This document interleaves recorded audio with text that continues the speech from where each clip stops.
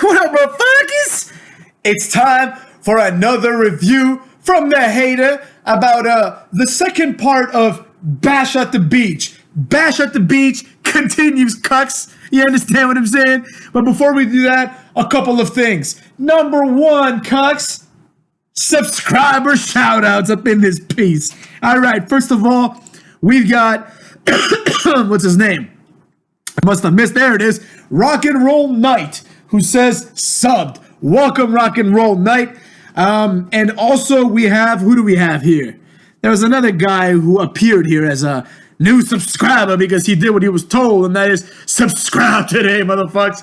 Smarks are a plague, has subscribed. I like this guy because he commented on my Vince McMahon video, and he's right, motherfuckers. So anyways, there we go. Now, let's talk about this review, all right? Also, if you're a new subscriber and I haven't given you a shout out, it's because you don't appear on the notifications because of your settings. So either switch your settings or just write on the comments, give me a shout out, hater, up in this bitch. And then one more thing. Yesterday, I went on a little live stream from J-Rants, and I had a great time. So if anyone here has contemplated going on those live streams, I suggest you do. Someone tell me when they happen, because I'm not sure about the scheduling. I just kind of randomly saw it. I just watch his videos usually afterwards. But yeah, I was pretty active in the comment section, so that's another way for us to interact, motherfucks. Now let's get to the event. All right, the show opened up by reminding us that it's Bash at the Beach Part 2. But this is on a ship, not on a beach. So it's fucking stupid, but that's that. Cucks! All right, the first thing we had was a tag match for the AEW tag titles. We had Adam Page and what's his face? Kenny Omega, Cucky Omega versus the tag champs, SCU, right? The first thing I noticed here was when Adam Page came out, he has inspired me to finally start a diet tomorrow, motherfuckers. I'm done being even slightly overweight. I fluctuate quite a bit, but I used to be in very, very good shape. And I'm going to get back to that in about 3 to 4 months. I think I'll be exactly where I need to be. In 2 months, I'll have lost all the weight I want to lose. I'm going to do it very fast and very effectively, motherfucks. But the reason that I've decided this is the time to do it is because I saw Adam Page and it made me sick. This guy looked sloppy and fat. And he's not a fat guy, but he just looked sloppy and fat today. Clearly, he's letting it go, motherfucks. And for anyone here that has been overweight or is overweight or has lost weight in the past or anything like that, right? That kind of person would know that there's two modes. There's either, unfortunately, this is how it works. Either you're on the button and you're there making the right choices, working out, doing what you got to do, or you're quote unquote letting it go, motherfucker. And I am going to be on the former of those two possibilities. Whereas Adam Page has chosen the latter, where he has letting it go, motherfuckers. So the match started. This was a typical AEW match. Nothing to write home about, you know what I'm saying? The finish of the match I thought was pretty cool. SCU gets Kenny Omega and hits the SCU later, which is one of the worst names for a move ever devised. And then they go to pin him, but Adam Page breaks it up. Then Adam Page whoops their ass, throws one of them outside to the ramp. The ramp now is on the same level as the ring. So Adam Page does like a buckshot lariat to the outside and takes out one of the SCU people. Then he does one to the inside of the ring where the other guy is waiting and takes that guy out too. You know what I mean? So pretty much Adam Page single-handedly wins the tag team titles. I thought this was a good finish, only because it really does put Adam Page over, even though he's a fat-ass motherfucker. Like Scott Steiner said, he's fucking fat. He's a fat-ass. So anyways, but it put him over. And it pretty much told the story that Kenny Omega ain't all that, you know? He's not, now, the way he was booked was that he's just Adam Page's partner, you know what I'm saying? So I really enjoyed that. I mean, the match I didn't enjoy, but the finish I thought was good. And the finish is a big part of the match. Next up, we had Britt Baker against a jobber. Britt Baker wins. I forget the jobber's name. It's like Priscilla something. Priscilla Kelly, maybe? Right? She was just like one of these broads that has no real gimmick, but pretends she does. You know, she had like red hair and came out with like a rose or something. I don't know. I don't get it. I skipped most of the match, if I'm being honest, because I can't tolerate these jobber matches, right? After the match, Britt Baker is doing a little interview with Tony Schiavone, motherfuckers. And she was like, Tony Schiavone, we're glad you're here. You used to work at Starbucks. And Tony Schiavone, during her little speech, Tony Schiavone's face, you can see his mouth saying like, what the fuck? But he didn't say it. Like he mouthed it, right? Which I thought was a nice little touch. Now, the whole thing about this is that I Googled this, and apparently he did, in fact, work at Starbucks, which is weird, but nothing to be ashamed of. You know what I mean? Sometimes life doesn't work out the way you thought it would in the short term, right? And while you're working to make it, go the way you want it to go, or maybe you're not working to make it. That's another thing. A lot of people are like, oh, you need to keep improving. No, man, sometimes you're happy with what you're doing. You know what I'm saying?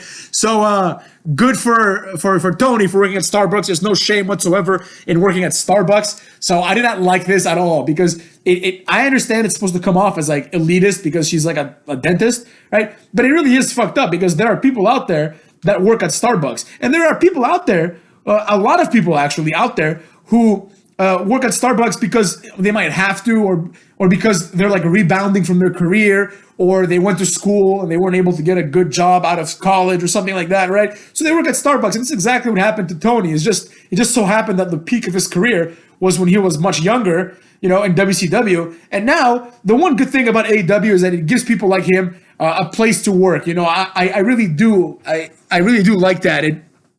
That point was made for me by Britt Baker, who, obviously I understand she's being a heel, and that's cool. But there's certain lines. I'm not saying don't cross them. I'm a free speech absolutist. Say whatever you want. But it's just a lot of people work at Starbucks, man. A lot of people, do things that they don't want to do in order to make ends meet. And it's really fucked up for a wrestler to tell people something like that and use a real life example, you know what I mean? And even though obviously I'm sure they agreed with Tony Schiavone to talk about this, right? I'm sure it still killed him a little bit inside when she said that. And it really is fucked up because Britt Baker, you're a dentist, but who the fuck knows what's going to happen? Maybe one day she'll work at Starbucks, or maybe she'll work in the back alley, you know what I'm saying, sucking some balls. So that's what I have to say about that. She can suck my pickle. That's what I think about that, motherfucks. But also during the match, at a certain point, JR is turning into a complete smart. He took off his hat. I don't know why. He made a note of it. He's like, oh, I haven't done a broadcast without a hat in 25 years. And I'm just like, why the fuck aren't you wearing a hat, you loser? Right? Probably because it was windy as fuck. But anyways, the facts are what the facts are, motherfucks. And at a certain point, JR was like, the SCU is wrestling what did he say? A crisp match. They're wrestling a crisp match. And I'm like, oh my God, don't turn into a fucking beer, JR. But anyways, after the Britt Baker thing, we had Jurassic Express, motherfuckers. Jurassic Express. This show, even though it was a big deal because it was on a cruise, there really wasn't much to this show. They were just the matches were just long. So there wasn't really much to talk about. But the next thing we had was Jurassic Express versus Inner Circle, Jericho, and Out and Proud, motherfuckers. Out and Proud. When Jericho comes out, the fans start singing that Judas song, It was so cringy. I mean, I'm sure they're all drunk, so it is what it is. But, the match kept going. It was, a typical, boring six-man match. The matches today were really boring because since these people have been on a cruise, Jericho's probably exhausted, from singing and doing all the shit that he has to do, the podcast and all that. So I'm sure it didn't really look very, very good there. They didn't have a Titantron, I don't think, and it was just lackluster. But the matches were long, but not very exciting. I mean, typically they're not very exciting anyway. So nothing changed in that front, motherfuckers. But it was what it was, right? Then, during the match, at a certain point, Jungle Boy gets a tag. And when Jungle Boy gets the tag, Aubrey, the greatest referee of all time, misses the tag. She doesn't see that Jungle Boy made the tag. So she's like, no tag. Jungle Boy goes for a pin. Marco Stunt goes for a pin. And she's like, no tag. And then Marco Stunt's like, I tagged. And JR's like, he tagged. Aubrey didn't see it, though. And even then, he covered for her. He was like, she didn't see it. It doesn't count. And I'm like, well, how about you just say it like it is? Just be the way that a heel would do it sometimes, they'd be like, this referee has just screwed up everything, this shitty officiating, et cetera, et cetera. So they kind of let it go a little bit, probably because it's Aubrey and they really like her for some reason. But the match was whatever. Eventually Luchasaurus gets tagged in. He starts beating people's ass. He does that. He does a little spin kick to a seated opponent, which is called the Shining Lizard, motherfuckers. I thought that was stupid, but it was kind of cool too, you know. And then Jack Swagger comes out and just punches Luchasaurus in the back, like basically in front of Aubrey, but she's like pretending she doesn't see it, you know. She's like bent over kind of, so like she didn't see it. And then Luchasaurus goes and just fights Jack Swagger, right? But not before he tags in Marco Stunt, who goes for a 450 to pin Jericho. Jericho kicks out. There's a series of near falls, and it ends with Jericho hitting the Judas effect and pinning that jobber 1, 2, 3. The fans once again start chanting and singing along to Jericho's theme song, which I did not like, motherfucks, right? Next up, we had MJF versus Joey Janela. This match went on a lot longer than I thought it would, because let's be real, motherfucks. You know, like Joey Janela's a jobber, you know, and I figured like this would be an opportunity to have MJF beat a jobber and just, you know, win the match really quickly. But no, the match went on for a fucking eternity, and then it ended when Kip Sabian and Penelope Ford came out to make out just to distract what's-his-face enough. What's his name? MJF, right? And like MJF hit the double cross, and he won with the double cross, and that was that. So nothing really special here. No one really gave a rat's ass. And then after that, motherfucks, Cody Rhodes came out with his grand entrance, pyro and all on the ship, and he was wearing a suit, which is fucking weird, because if this asshole is walking around the cruise with a suit on, you know, that's just goofy as shit. Like, I mean, he probably is just to like, you know, get the smarks to blow him or something. I don't know, right? But he comes out and he's like, he doesn't even cut a promo. He comes out and MJF is like, "You can't touch me, Cody." MJF does a bunch of asshole things by like dropping the mic and kicking the mic away, and then he leaves. But Cody Rhodes is like, "I can't touch you." But Young Bucks come out, do a double super kick to MJF as JR says, "Sweet chin music," and I'm like, "Oh God, JR, I know it's a Freudian slip. I know you didn't mean to say it, but you did, motherfucker. You ruined it. You buried the move Sweet Chin Music today by associating it with the Young Cucks." So then they throw MJF in a pool. The pool looked like shit, by the way. It looked like one of those pools you get in like $30 motels. You know what I mean? Where like all these white trash people just like hang out outside and like grill like wieners or something. I don't know, dog. It looked like shit. This cruise doesn't look that good, in my opinion, motherfuckers. So, yeah. After that, we had probably, in my opinion, the best segment of the night. This was a very good segment. And this is the first time I'm saying this about AEW. This was a very good segment. I thought it was great. And the segment was Tony Schiavone is interviewing Adam Page and Kenny Omega, right? During the match, when they had the match, Kenny Omega at one point did a buckshot lariat to, to Cuck Omega, right?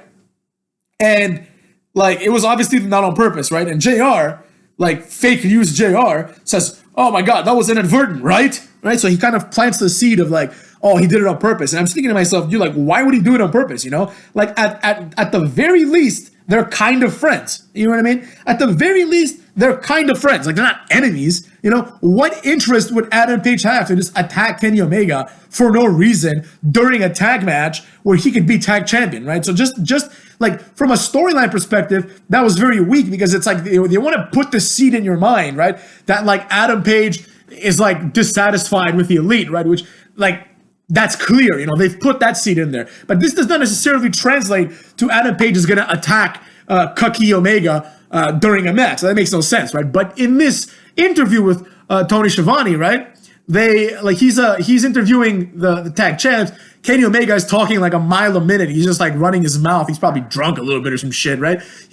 I don't know, but he was but it was pretty endearing. It was endearing because this guy's like such a cuck that like when he talked, he felt like a normal person, you know? And he's talking, kind of putting over like the idea that, you know, they're tag team champions now, right? And then Adam Page says something. It was very low key, but he says something like he's like, you know, I said I'd beat both their asses, and I beat both their asses, right? To signify, to like put forward the idea that he didn't need Kenny Omega. Like the way the match was constructed was that Adam Page pretty much did it by himself, right? So Adam Page just kind of gloats about it a little bit. Kenny Omega makes a face. It was very subtle, but Kenny Omega makes a face, and then as Tony Schiavone is interviewing, he kind of just ignores. This was very well done. He kind of ignores Adam Page and just starts asking Kenny Omega about Pac, right? Are we going to see the match with him and Pac? And then Adam Page is like clearly upset, like, what the fuck? Like, I just became tag team champion. Why are you talking about Pac, right? Rightfully so, like Adam Page is justified to be upset because it's like, dude, this is my moment. And you're making it about Kenny Omega, who pretty much didn't do anything, right? And you're making it about him and Pac. Like, I don't give a fuck, And then like, Kenny Omega says some words about Pac, like, oh, don't worry about it. You're a piece of shit, whatever, right? And then Tony Schiavone turns around to ask Adam Page, like, more about it, right? Adam Page is about to start talking. The Young Bucks come out of nowhere and they interrupt. They're like, oh, congratulations, guys. And then Adam Page is clearly frustrated. Like, once again, he's being interrupted by lesser people, Like, it's justifiable once again, right? And then at a certain point, while the Young Bucks are congratulating them, but also stealing their spotlight, Adam Page says something like, oh, it's weird that, like, we being him and Cucky Omega, got the titles before you guys, the Young Cucks, right? And then the Young Cucks are like a little bit upset, but they're like, oh yeah, it is what it is. Congratulations, right? Kenny Omega tries to put over the young Cucks, being like, oh, you guys are great. But while he's doing that, Adam Page is like, all right, guys, I'm gonna go, right? This part was kind of stupid because it's like, I'm gonna go. Where are you gonna go? You're in a fucking ship, right? So, but anyways, he left. He left the area probably to go to watch like some third-rate band perform at the cruise, right? But this was very well done because, I mean, except for the fact that after that, like, when we switch back to the ring, JR and the announcers were like, oh, was that a dig at the Young Bucks? And I'm like, yo, how is it that, like, Adam Page, fat Adam Page, is going to be the heel in this, like, storyline, right? He's clearly the face, in my opinion, right? Like, he's someone that, like, he's being overshadowed by the elite who really aren't that elite. Like, they're booked as winning all the time, but more specifically than that, they're booked as winning all the time, but always losing the big one, if you will, right? Cody Rhodes couldn't beat Jericho, Kenny Omega couldn't beat Jericho, and the Young Bucks couldn't become tag team champions. So they keep losing the big one, whereas like Adam Page by himself beats the tag team champions, right? And so he deserves at least a few minutes, right? But like the egomaniacal nature of the elite makes it so the whole show is about them, right? So people like Tony Schiavone are always about them. So either the people, the powers that be, the executive vice president, those cucks, are not aware of what I'm saying, like they're too naive to understand what I'm saying, or they're doing it the right way, where they will be the heels and Adam Page will be the face. But I doubt it's going to be the latter. Like, they really think that they should be the center of everything. Young Bucks didn't even wrestle, and they were featured in 2 segments tonight, Whereas Adam Page, he won the tag team titles, sure, like that's a big accomplishment, I guess. It's like, I mean, they're irrelevant tag team titles, but whatever, it's a big accomplishment. It's the first title change in AEW history. But the facts are what the facts are, motherfucks. Like, Adam Page didn't do anything wrong. Adam Page is completely justified in being pissed off that his spotlight is continuously taken away from him by the antics of the elite, who shamelessly self-promote each other and jerk each other off on camera to like get each other over, Whereas Adam Page is just there quiet and winning matches, right? So this has the potential to be an interesting storyline. But in my opinion, it only works if Adam Page is the good guy. And his argument is, you know what? I'm tired of you guys just like making it all about yourselves. What about me? I also came from like New Japan and ROH with you guys, Why am I not an executive vice president? He could say, right? What about me? Why am I being overshadowed? Like, I'm the one who's winning the matches. I'm the first one in the elite to win a title, right? With Kenny Omega, I guess, but I'm the one who did it. I'm the one who won the match, right? What the hell have you guys been doing? All you've been doing is just taking the spotlight of people that deserve it, like me. That's what he should say, right? But of course, because the booking of this company is complete garbage, what's going to happen is like, they're probably going to make it so Adam Page just betrays someone, right? And then that's just how it's going to be. He's going to just betray someone, and he's going to be the heel, right? And then JR will be like, oh, Adam Page is jealous, or some other bullshit like that, which is ridiculous, Like, the storyline writes itself, but instead of doing that, they're going to just make it so the assholes, the elite, are the good guys once again, That's, in my opinion, problematic, cucks. So there you have it, cuck boys. You know what I'm saying? That's it for, wait, what am I saying? I forgot about the main event, motherfucks. The main event, which was Dean Ambrose versus Adrian Neville, from 205 Live. You understand what I'm saying? It was the worst guy of the Shield versus the pre-show jobber 205 Live Neville to determine the number 1 contender for the WWE title. I remember when Jericho just came back randomly one day for like a Japan show and had a match against Neville, and he beat him. He beat Neville, right? I'm thinking to myself, that was like a throwaway match at some like throwaway WWE like network special, you know? So now it's like it could be a main event, right? But of course, Dean Ambrose came out. He had like his eye wrapped up, and they had put like red paint or something under his eye to kind of make it seem as if his eye is still healing, which is like even more of a slap to the face, considering that we all saw that the spike didn't hit his eye. But nonetheless, you know, the match was what you'd expect it to be. Neville went for the Black Arrow and missed, which of course meant that he was going to lose the match, because that's just how this works, right? He missed it, and once he misses it, his only hope is to go for it again. But no, instead he did a superplex, which for a while was his finisher in 205 Live.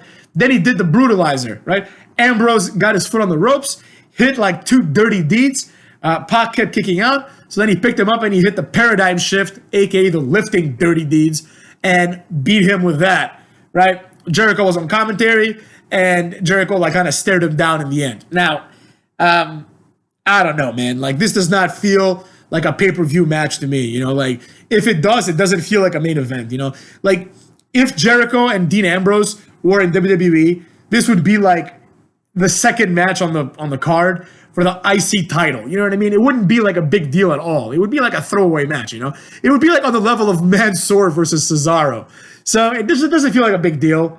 You know, I suppose that, what's his face? Cuck Omega and Adam Page are going to drop the titles sooner rather than later to kind of set up their rivalry, right? And maybe that'll be like, I mean, I guess at the pay-per-view, it'll be Pac versus Kenny Omega.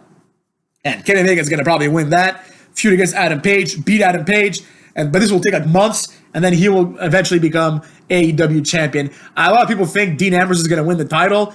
I don't know. I don't really see it, to be honest. I just see Jericho continuing to be the champion. So there you have it, Cucks. More importantly than that, motherfuckers, we have NXT Worlds Collide. Worlds Collide this Saturday, and then we have SmackDown too, but who gives a fuck? Then we also have, obviously, one of the greatest events of the year, the Royal Rumble, Cucks. So look forward to that. And in between that, of course, look forward to another video by the hater, probably coming later tonight or something. I don't know when I'm going to record it. I don't know what I'm going to talk about. I might do like a 25 reasons or something like that.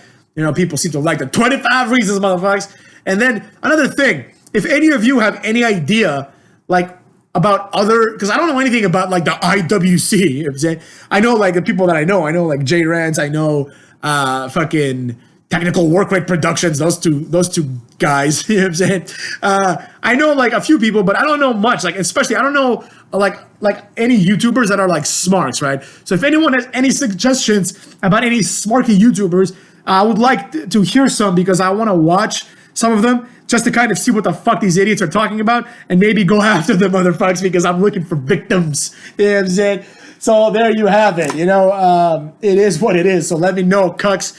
And yeah, I might do it 25 reasons why someone sucks, or maybe 25 reasons why someone rules. And I will end by saying this. Last night before I went to bed, I saw this little segment where in TNA where fucking Tessa Blanchard and Taya Valkyrie and Ace Austin, I think his name is, the exhibition guy, had this like, oh, who's the number one champ, like, you know, segment essentially, right?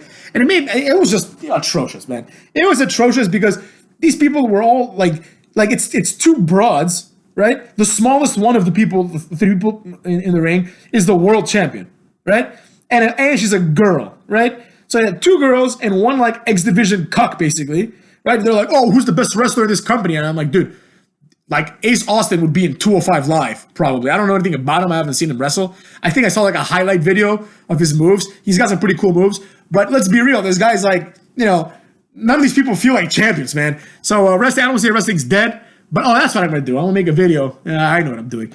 So, yeah, motherfucks. So there you go, you know. Yeah, this AEW was disappointing. I'm not gonna lie. I really did expect more, because it was night 2 of Bash at the Beach, and it felt like there was gonna be some good shit going on, but no good shit happened, if I'm being honest. It was kind of shitty, you know. It wasn't very good. The only thing I liked, again, is the Adam Page segment. I thought that one was pretty tight, but beyond that, it was just fucking underwhelming, motherfucks. And one thing is this, like, I noticed, I was thinking to myself, SCU should like turn heel or something, since like everyone obviously likes Adam Page and Cucky Omega, right? I'm just like, it made me think, it's like, how many like turns have we had in like the 3-4 months of this company, 3 months of this company, basically? How many turns have we had? We've had like one turn, Ty Dillinger, and he hasn't been on TV in like, honestly, in like 2 months, man. Where the fuck is Ty Dillinger? Does he just wrestle on AEW Dark exclusively? So people were like, oh, MJF turned. MJF didn't turn, man. MJF was a heel the entire fucking time. I guess he turned on Cody. That's about it. Nobody else turned. What the hell happened between Daniels and Pentagon? What the hell's going on, man? There's like, they have a 2-hour show, which is enough to feature a lot more people than they do. And there are so many people like that do not get featured on a week-to-week basis. And that's the number one thing. At first I was like, oh man, it's good that Kenny Omega and people are taking a back seat. But then I realized they're not taking a back seat. Like, Kenny Omega might not win all these matches. He might not be champion, but he is there every week, man. He's like the person you see the most, probably. You see Kenny Omega the most. You see Young Bucks almost always. You see Cody Rhodes. You see Goldust. But you don't see anyone that you would want to associate with AEW, any fresh faces. Like, MJF is there like 1 week, isn't there for 2. Who else do they got that's like their own, right? Like Joey Janela, these people, like they're never there. Sean Spears, whatever, Ty Dillinger, he's not there, right? Fucking Darby Allin is not there all the time. I haven't seen Jimmy Havoc in like 2 months either, Where the fuck was Brandy tonight? Where was Dark Order? Like the things that people might be interested in, even fucking Butcher and Blade, like there might be more interest in that than there is in like Scorpio Sky and Kazarian. Like the most generic tag team ever. When I was watching this, I was like, man, SCU reminds me of like D'Lo Brown and Chaz. Remember that the lowdown, motherfuckers, the lowdown. Remember the lowdown?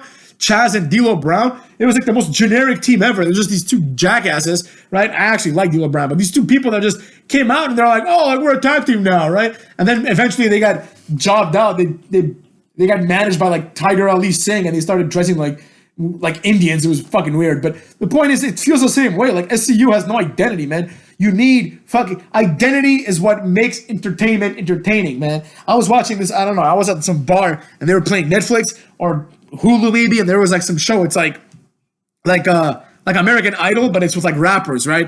And they had like Cardi B was there, T.I. and Chance the Rapper. And there was some rapper, like I couldn't hear it because it was on mute, but like the rapper rapped, but it had subtitles. And Chance the Rapper, who I don't know anything about Chance the Rapper, maybe I've heard a song here or there, but Chance the Rapper looks at this guy and says, man, you need to find your identity, bro, right? I'm thinking to myself, yeah, no shit, like Chance the Rapper is probably right. You gotta have an identity in entertainment. But it made me think, it's like, what the fuck is Chance the Rapper's identity? His name literally is Chance the Rapper, right? Like, what? It's just Chance?